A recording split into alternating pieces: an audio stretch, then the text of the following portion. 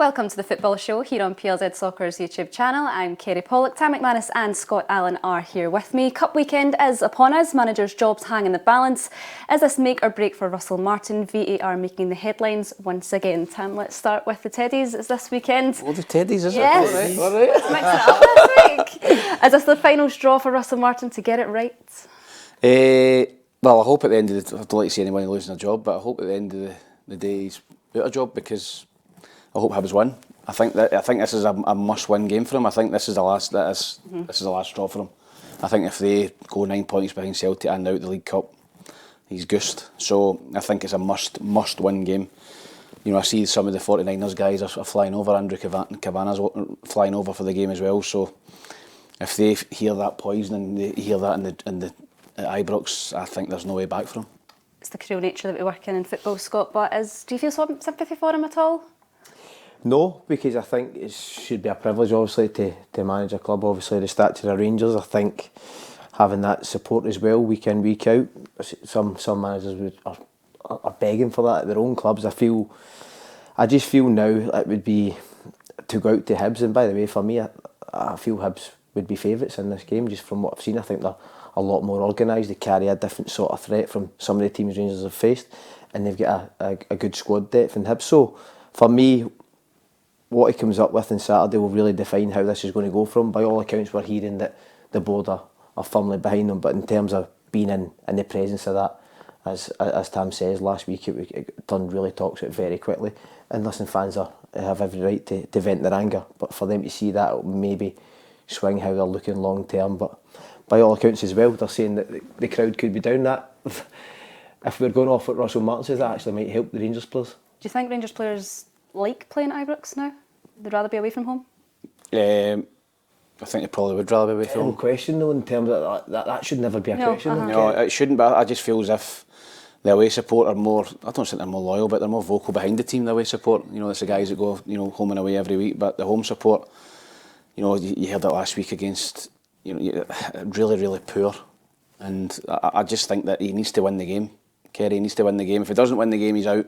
And as I said, if the directors are there, the owners are at the game, and they hear the protests, they see the protests, and plus there's nobody turning up for the games, there's another one. That's to cost the club money as well. That genuinely might help the players. That is where we're at here. Yeah. You could be going from 49 to, I don't know, 30, 35, maybe less. Yeah. The protest outside where the dressing rooms are at Ibrox, it's going to happen an hour before kick-off. The players are going to hear every word the fans have to say. Yeah, they are, and that's not going to help them either. I think the confidence is already low within the squad, and hearing that from your own supporters is never good. So, listen, Hibs probably, well, they're not favourites for the bookies. Rangers are still odds-on favourites to win the game, but I think if Hibs get the first goal, the place is going to turn as well. You've seen it at the weekend against Hearts. Hearts get the first goal, the whole place turned on the manager. And I do have a little bit of sympathy for him, because it can't be easy for someone, a human being, to stand outside and have 50,000 people chanting, telling them where to go. So they've obviously changed it up this week. They've went to Loch Lomond, which we'll probably talk about as well. He's trying everything, I think, to take the pressure off the players, but I just think that's heaped even more pressure on him. Before we get to that point then, have you ever worked under a manager you thought this just isn't going to turn for him here? Or you want it to, whether you wanted to or not then? Probably Stephen Kenny for me at Dunfermline. We get relegated, and then we were favourites to come back up, and we lost 3-0 to Stirling Albion, 4-0 to Livingston, and 5-0 to Hamilton in 3 consecutive games.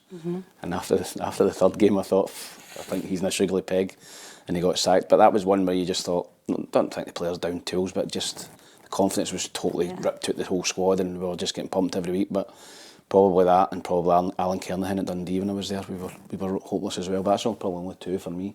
But you just can't see it turning round. I think for me, it was a strange one, because I genuinely thought he was really good, and I think if he'd just tweaked a few things, it would have went well for him. It was Paul Heckingbottom at Hibs. It was 4 or 5 games, about 10-15 minutes to go. We were in a good position, whether that being 2-0 up, 1-0 up, and then either drawing or losing the game.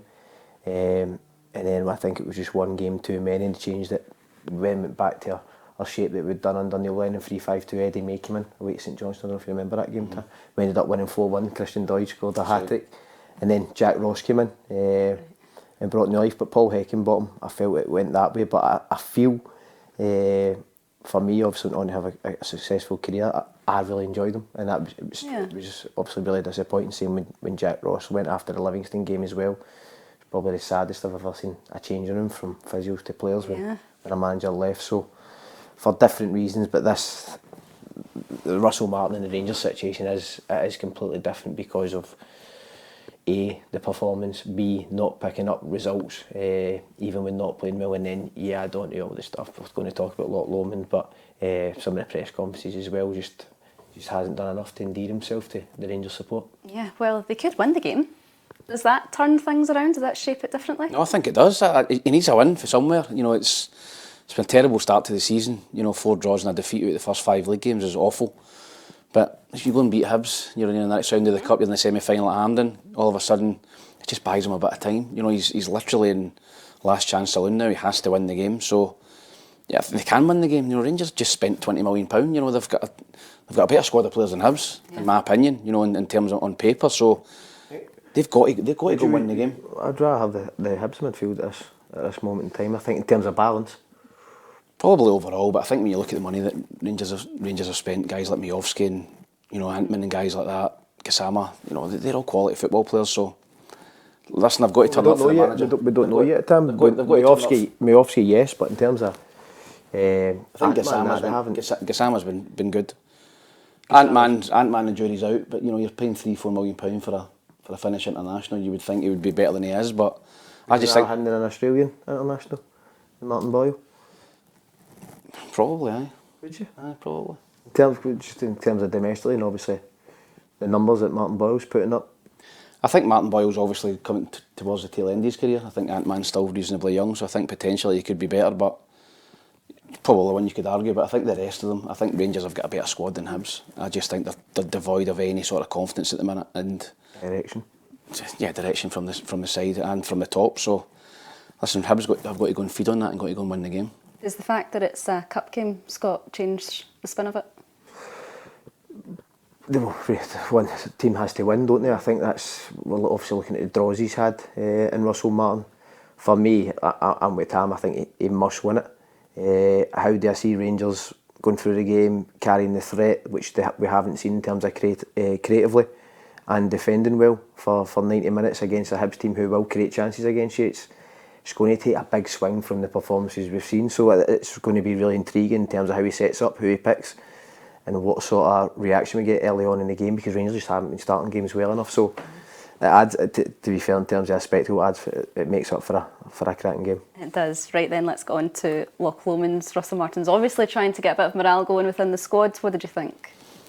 Right thing to do? No, I don't think it was, no. No, I think he's read the room totally wrong. I think that the pressure's on him. I think any other manager would probably have them in doing double sessions, and I think that's, in terms of Scottish football and supporters, they'd rather see you working hard. They'd rather hear you're doing triple sessions and you're running and read the room. Yeah, he's not done it. He's went the total opposite. He's went down there and he's tried to do something completely off the cuff, and it's just heaped more pressure on himself and the club, you know, from doing that. So I don't think any of the supporters are looking at that and going, that's going to turn the season round for us. I just think that he should have had the guys in, you know, and doing extra sessions, doing crossing and finishing, doing shape work, just stuff like that. I think the supporters would have got behind him more, but I just don't think it was the right timing or the right thing to do at the minute. Cold water swimming, it's not exactly a fun activity for most. Oh, I'd have hated it. Good for the... what's the good word? for your mentality, good for your mental health. But not exactly to team build, I don't think. Unless you're thrown over each other on a Saturday at Ibrox, which won't be happening. No, for me, understand. I think we're in September. That should end the pre-season. You go and do something. You maybe have a night out, a few drinks or whatever. But for me, I just think in terms of timing, and then obviously the pictures getting out, it's not. It just adds up against you come the Saturday if you don't get the result. But I can understand he's maybe trying to take them out of the environment and maybe see if that changes it, but ultimately you're back in the next day anyway, so much as it's cold water therapy, it's not going to help you on a Saturday at 5:45, isn't it? 5:45, yeah. 5:45, and a pass goes out the pitch, you can't then jump in Loch Lomond, so. Exactly.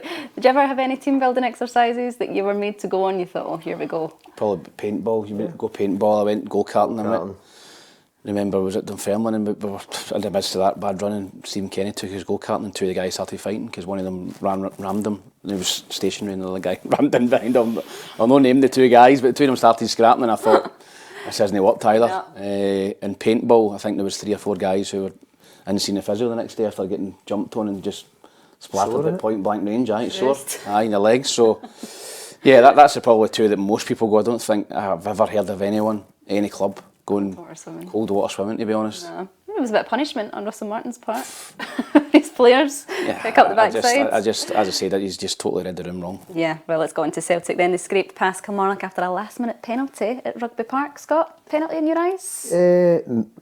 It's hard to tell just because of the inconsistency with some of the decisions week to week. Some of the Hibs get one at the weekend, they didn't get one against St Mirren. So I just think in terms of what's definitive for us, it's very hard to commentate on. I think if you ask me as a player, I'm going no chance. I think you'd be fuming if it was against you. Kilmarnock did defend well for most of the game, carried a lot more threat in the second half. But I think in terms of Celtic, we're talking about screaming. It's never an easy place to go, Kilmarnock. You look at the physical attributes they do have. They make it hard for you.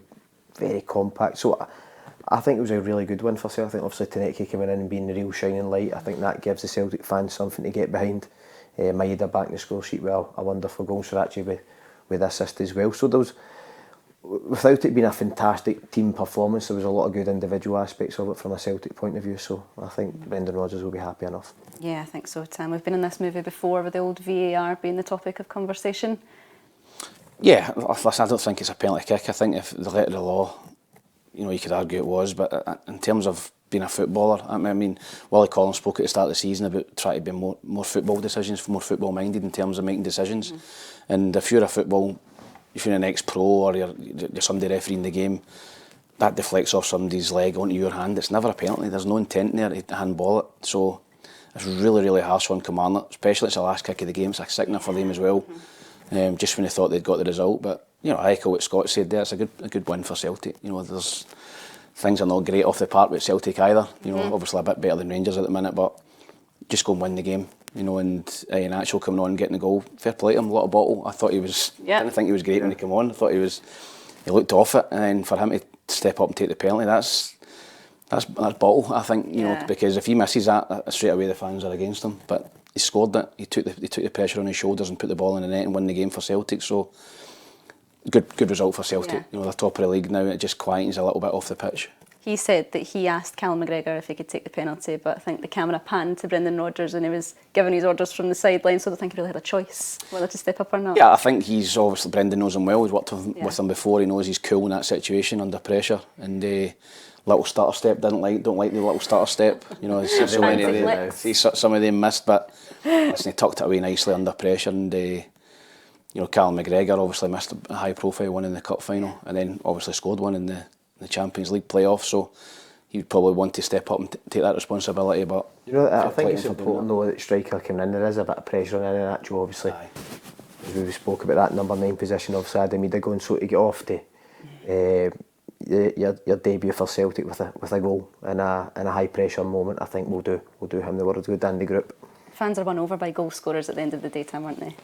Yeah, they are. I think that Scott says you're a striker, you're particularly at a high profile club like Celtic, you come in and listen, there's not a lot of Celtic fans that were overly enamoured when he came in. A guy who struggled at Middlesbrough, not played a lot of football at Seville, free transfer, especially when you're losing a guy for £7 million. So I think he's under a wee bit of scrutiny, a wee bit of pressure, but he's off the mark. He's scored a winning goal, so supporters will get behind him, and hopefully he can take confidence from that. I think he can only get better, he can only get fitter, and Celtic, if they can get him fit, I think they've got a play in their hands. Yeah, just on the VAR call, Scott, Stuart Kettlewell says that's fine, that's a penalty, that's fine, but that has to be the rule consistently now. Will it be? Do you see it? No. It won't, as I said, I've touched on the ones, the two Hibs penalties that I've seen over recent weeks. I just think between the officials, I think even there,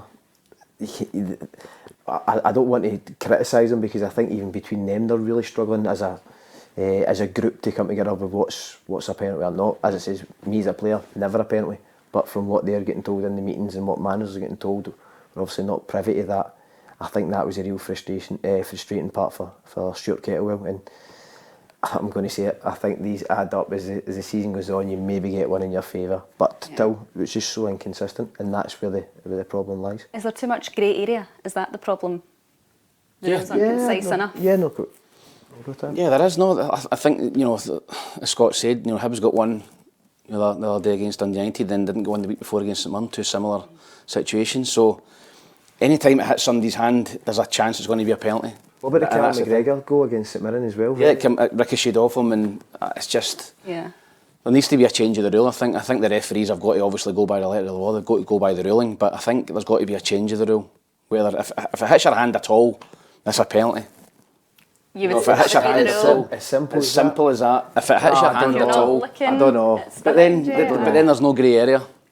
Right, okay. So I don't think know if I was a manager, I'd much rather take the grey area than if it hits your hand at all. Yeah, you know, but you'd start chipping it off people's hands. Yep. Yeah. So, listen, I just think there's got to be, there's too much conjecture at the minute. Nobody knows what's happening in terms of the handball. So there's got to be definitive if it hits your hand or it's going towards goal. If it's going towards goal, maybe something. Yeah, something like that. There's got to be a change in it. You watch it back in the VAR and you can see what direction the ball was going in. And that's maybe a little bit simpler for managers to take on board, but up until now we just can't get that consistency. And you've seen the one, I don't know if you've seen the one for Real Madrid the other night, where the boy slides in and it hits his trailing hand or something. It's never a penalty, and they score the winning goal as well. So it's really, really frustrating for managers and players, this handball rule.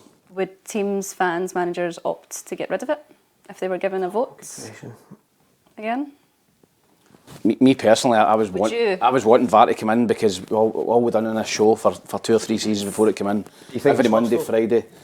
It's no VAR's not the problem. It's the people that's operating it. I don't think there's a level of competency in Scotland in terms of our officials operating it.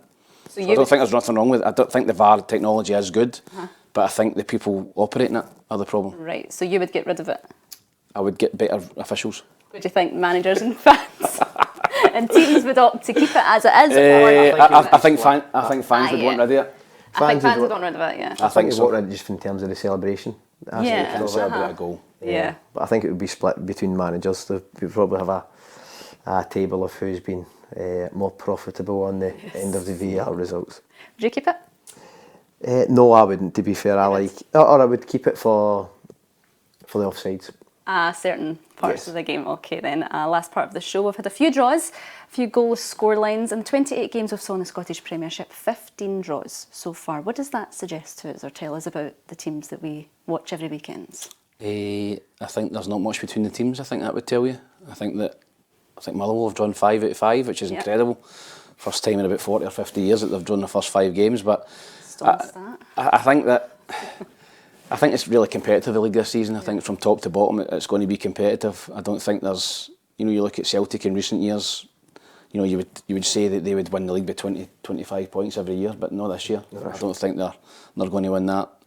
Rangers are in a fight for second for me with Hearts. I think that Hibs will be consistent, and then from Dundee United, teams like that, not a lot in it. Not a lot in it between top to bottom. Frustrating as a player to keep coming up against the draw every week, Scott? You can't get the win over the line?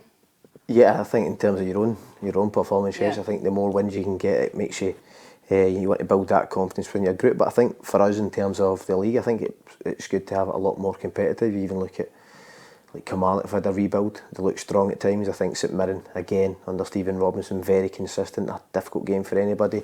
Falkirk came up, won away at Pittodrie, and if you're an Aberdeen fan at this moment, you're just crying out for a goal at this moment in time. Exactly. So there's so many factors at play, but I think up between that second place position, I think it's going to be very tight. Do you think that's had a real input in the league this year, the competitiveness, the fact that teams have brought in so many players, like Rangers and Hearts, 11 new players each? It's taken time to gel together.